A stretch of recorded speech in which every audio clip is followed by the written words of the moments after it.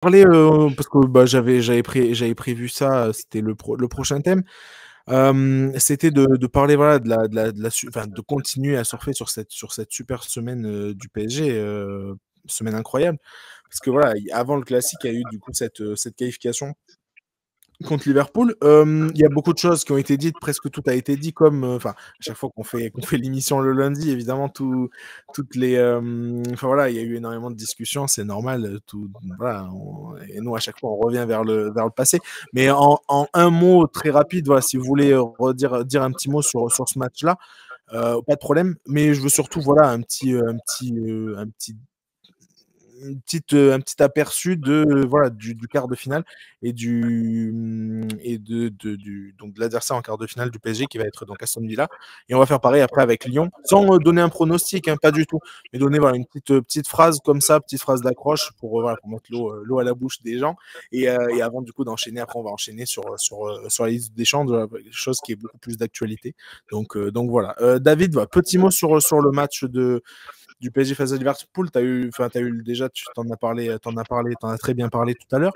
Mais voilà, Ouais, et surtout sur voilà sur l'adversaire en quart de finale du coup qui est Aston Villa, qui a ouais, largement Aston battu. Villa, bah, quand tu as éliminé Liverpool, tu n'as pas le droit de t'inquiéter d'Aston Villa. Tu es juste obligé de prendre au sérieux ce match comme n'importe quel match pour le gagner. En match aller-retour, je pense qu'il y a une différence de niveau quand même très significative entre ce PSG-là et Aston Villa. Mhm. Après, bien sûr, ça va être un match pénible à jouer contre une équipe qui lâche rien, avec en plus dans ses rangs un attaquant qui est un joueur sous contrat avec le PSG, hein, qui est Asensio. Un entraîneur qui est un entraîneur passé par le banc du PSG, Unai Emery. Donc, tous les ingrédients du match piège. Hein. Bon, je ne suis pas excessivement inquiet. Hein. Je pense que cette équipe d'Aston Villa, bah, c'est l'invité surprise de ces quarts de finale, hein, tout simplement. Mhm. Donc il faut que le PSG assume son rang et batte cette équipe clairement, quoi. Très bien. Voilà. Ah oui, oui, mais tout à fait. En tout cas, on fera, comme j'ai dit, on fera le pronostic tout à l'heure. Là, c'est juste histoire d'en parler rapidement, de faire une petite réaction rapide du coup à ce quart de finale. C'est pas vraiment un tirage puisque le tableau était déjà Ouais. fait. Ce qui est intéressant, c'est justement d'analyser le reste du tableau, je trouve.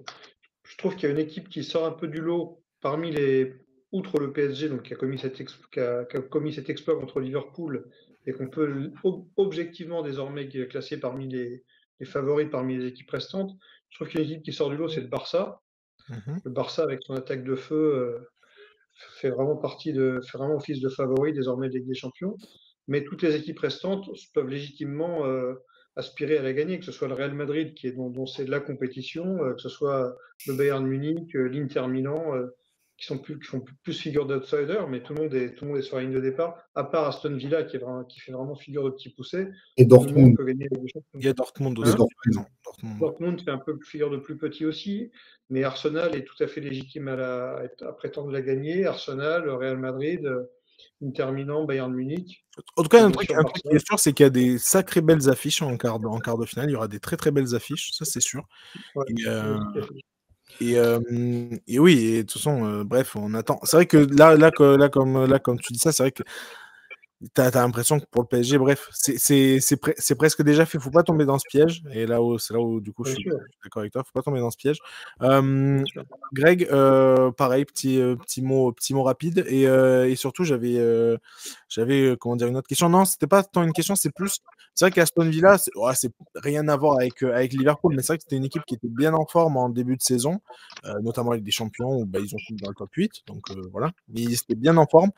Et depuis, c'est dur, c'est compliqué, c'est laborieux, mais mine de rien, quand même, contre les grosses équipes, ils peuvent être dangereux, ils peuvent se montrer dangereux. Comment tu vois ça, Greg? Bah, écoute, c'est pas facile de répondre maintenant parce que c'est dans 3 semaines. Bien sûr. Donc, il peut y avoir une dynamique différente. Maintenant, je suis d'accord, le PSG, bon, rapidement sur le match, le PSG, bravo, ils font un super match. Moi, en tant que non supporter, enfin suiveur du foot, je me suis régalé. Franchement, ça a été un super match. C'est un très Ça a bon été match de des foot. 2 côtés Un magnifiques, très bon match de franchement. foot. Il y a eu de tout, hein. Il y a eu des buts, enfin, il y a eu un seul but, OK, mais il y a eu du suspense, des arrêts. Enfin, il y a eu de tout. Il y a eu surtout une belle qualité. Enfin, tu l'as vu, tu voyais la qualité technique des deux équipes et tout. C'était très Ouais, agréable bien comme match. sûr. C'était très, très Bien sûr, agréable. bien sûr. Et puis les erreurs qu'il y avait, c'était des erreurs, c'était pas des erreurs bêtes, c'était des erreurs parce que l'adversaire te faisait faire une erreur. Du au pressing, ouais, la Voilà. pression. Par exemple, Nuno Mendes face à Salah, s'il fait 2 matchs qui sont. Alors, ok, il a fait une erreur sur l'aller, il a fait une erreur là hier, mais s'il fait 2 matchs Salah qui sont en dessous, peut-être qu'il est un peu moins en forme aussi. Mais au-delà de ça, je pense que c'est parce que c'est dû à Nuno Mendes qui est exceptionnel sur ces 2 matchs. Et puis un PSG qui collectivement est très fort. Et voilà. Mais c'était un super match. Maintenant, pour Villa, je suis d'accord avec David. Faut se méfier de cette équipe parce qu'ils ne sont pas là par hasard, hein, ça c'est sûr. Maintenant, quand tu t'appelles le PSG, tu te dois, en plus, tu as le match retour à la maison. Donc c'est un avantage C'est vrai, supplémentaire. c'est vrai. Tu te dois d'aller. Ah Putain, ouais, le match aller est au parc, je crois. Match aller au Il me parc, semble que retour le à retour Villa. est au parc. Hein. Non, je crois pas. Je crois que l'aller est au parc. Hein. Il me semble que l'aller est au parc. Ouais. Tiens, on va voir. Intéressant. Je vais regarder, Bonne mais. question. Ah ouais, J'ai pas non l'aller, plus pardon. Ouais, Ça c'est va aller au être la parc. demi-finale alors. De toute façon, les deux clubs français ont le match aller chez eux. Oui, Ah, non, mais il y a- ça doit il y être a- la demi-finale alors, vous savez, ok. Pardon, enfin, bref, t'as le match à la maison, le retour là-bas, mais au-delà de ça, tu vois que cette équipe, elle voyage bien en plus. Et puis C'est même, voilà, elle est forte. Je pense qu'il n'y aura pas 2 fois le même match contre une équipe anglaise. Voilà, donc à mon avis, ils apprendront de leurs erreurs. Et puis, Aston Villa, ça reste quand même une équipe Ouais, c'est en dessous. avec beaucoup plus de faiblesse, quoi. Bien Voilà, sûr. le gardien, c'est Emiliano Martinez. On sait que c'est un bon gardien, mais il est plus foufou qu'autre chose. On le connaît bien en France. D'ailleurs, je pense qu'il va avoir un bel accueil, un peu à la radio, à mon avis. Mais voilà. Mais pour le reste, non. Tu t'appelles le PSG, tu te dois de t'imposer. Voilà. Tout à fait. Nico, pareil, réaction rapide au match à Aston Villa, encore une fois, très, très rapidement. Aston Villa, au Parc des Princes, ça va être vraiment l'équipe poil à gratter, l'équipe un peu dont il faudra se méfier. Mais voilà, j'espère juste qu'ils ne vont pas tomber sur une équipe qui met le bus, quoi, parce que déjà, il y a Unai Emery, on sait que quand les anciens Parisiens reviennent, ils sont motivés. Unai Emery ou Marco Asensio sur le terrain. Il faut rappeler qu'Unai Emery est un excellent stratège et que voilà, ça ne va pas être si facile que ça. En tout cas, c'est au PSG, mais on peut compter sur Luis Enrique pour ne pas prendre ce match à la légère. Non, ça, c'est sûr. Évidemment que dès qu'on a battu Liverpool, on est favori de la Ligue des Champions automatiquement, ou en tout cas parmi les grands favoris à la victoire finale. Donc, on ne peut pas se permettre d'avoir peur d'Aston Villa. Maintenant, c'est à Paris d'avoir les ingrédients pour surtout être efficace, comme ils l'ont été contre Liverpool au retour, et arriver à faire la différence déjà dès l'aller à domicile. Ce serait déjà bien pour aller à Villa Park sereinement. Ok, très bien. Comme je l'ai dit, voilà, je disais équipe compliquée à jouer pour les gros. Ils ont battu Arsenal, par exemple, cette saison. Bref, c'est une équipe. Ils sont pas bien classés du tout en championnat. Mais c'est vrai que quand ils jouent une grosse équipe, c'est jamais facile à manœuvrer. Mais non, ça, je suis d'accord. Autre chose, pas rigolote, mais qui est marrante, vous avez cité, par exemple, comment il s'appelle, Unai Emery et Asensio, mais il y a aussi Rashford qui est arrivé du coup. Il y a Lucas Digne, pardon, on a oublié aussi. Lucas Digne aussi, exact. Ah oui, en ancien, mais il y a aussi du coup Marcus Rashford qui faisait partie du coup de l'équipe upset et qui a marqué, je crois, au Parc des Princes quand Manchester United avait éliminé. C'est lui qui avait marqué le péno, je crois. Ouais, c'est lui qui avait marqué. Contre Buffon, ouais. Donc, ce fameux match scandaleux, ouais. Ouais, donc voilà. Donc bref, attention. Il est U20 de Manu. Ouais. Non, mais oui, attention. Et en parlant du coup de Manu, donc là, ça me permet de faire la passe D. En plus, c'était la transition. Belle passe D. Manchester United qui du coup est l'adversaire de Lyon en quart de finale d'Europa League cette fois. Il y a quelques années, on a revu, je sais pas si vous l'avez revu passer la vidéo de ce même match mais en Ligue des Champions. Je sais pas si vous l'avez vu passer, bref, avec la présentation Canal+, etc. C'était quelle époque incroyable. Là, il se retrouve en Ligue Europa. Je vais forcément donner la parole à toi, Greg, d'abord, mais pareil, réaction rapide et puis Et puis voilà, sans parler forcément de la qualif, parce que pour le coup, c'était ça, voilà, ça s'est fait. Même si le match retour aussi était pas évident, mais bon, l'équipe, comment dire, de Bratislava, bref, c'était quand même bien, bien plus faible. Donc là, tu prends tu prends un des favoris de la compétition. J'ai envie d'avoir un peu ton avis, ta réaction sur ce match. Encore une fois, rapide, parce on le fera le pronom, mais très rapidement. Une Ouais. Ouais, bah l'équipe de Bucarest plutôt. Bucarest, Mais, pardon. mais ouais, non, sur le match, je suis bien aimé. Moi, j'étais au stade en plus. Parce que l'OL s'est rendu le match facile en marquant très rapidement. C'est ça. Et puis bon, bah après, voilà, il y a quand même une classe d'écart, hein, voilà. Donc c'est cool. Maintenant, bah, United, oui, forcément, ça fait rêver. Moi, sincèrement, je pensais que la Real Sociedad allait se qualifier. Parce que United est quand même plus que bancal, même en Coupe d'Europe. Mais au final, non, ce sera United, ça va être une belle fête. Voilà, le stade sera plein. C'est le 10 avril, donc l'aller donc au Groupama Stadium, le retour à Old Trafford. Je sais pas si vous avez vu d'ailleurs, mais United a annoncé qu'ils allaient d'ailleurs déménager. Un projet exorbitant. Donc voilà, ça, il faudra qu'on en parle dans les prochaines semaines, quand on aura plus d'éléments. Mais au-delà de ça, non, ça va être un super match. Pour moi, sincèrement, c'est, on va dire, 55-45 pour United. Parce que voilà, c'est quand même une équipe qui a des meilleurs joueurs, je trouve, intrinsèquement que l'OL. En tout cas, sur le papier, pas tous, mais intrinsèquement. Et ça reste quand même une équipe européenne, un gros match. En plus, ils ont le retour chez eux. Mais pour le reste, voilà, ça va être enfin, en tout cas, ça promet une belle double confrontation. Et puis, bah, l'OL est tout à fait capable. Cette OL-là, en plus, actuellement, même si je le répète, c'est dans 3 semaines, donc ça a le temps de changer. Mais cette OL est capable, pour moi, de se qualifier, tout simplement. Ok. Ouais. Là où je te rejoins largement, c'est quoi? L'OL est largement capable de se qualifier. Pour le coup, c'est deux équipes avec une courbe, comment dire, assez intéressante. En tout cas, deux équipes relativement en forme en ce moment, que ce soit Lyon qui enchaîne pas mal les victoires et les bons résultats. Et Manchester United, pareil. C'était pas le cas jusqu'à il y a pas longtemps, mais là récemment ils ont battu la Real Sociedad et il y avait pas grand chose à dire sur le match retour. Ils ont battu Leicester, bon assez simple, mais ils sont mieux. C'est pas encore la grande forme, mais ils sont mieux. Je serais plus sur du 50-50 histoire de, parce qu'en plus United a son match retour à domicile, mais je pense que ça va être hyper serré et que bref, faudra faire attention. Maintenant, ça reste deux belles équipes. Et on va dire quand même sur la saison, Lyon est quand même un peu plus en forme. Donc bref, à voir ce que ça va nous donner. Pareil, réaction rapide de Nico, très très rapidement.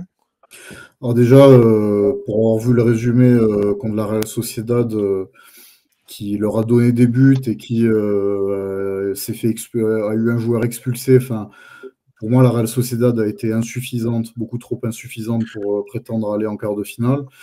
Alors juste pour répondre, je suis d'accord, mais le contenu du match était très bon côté United. Oui, mais alors déjà, c'était meilleur que contre Séville, c'était pas bien difficile pour la Real Sociedad. Et même si là, ils avaient tous leurs titulaires, à ce moment-là, Oyarzabal notamment.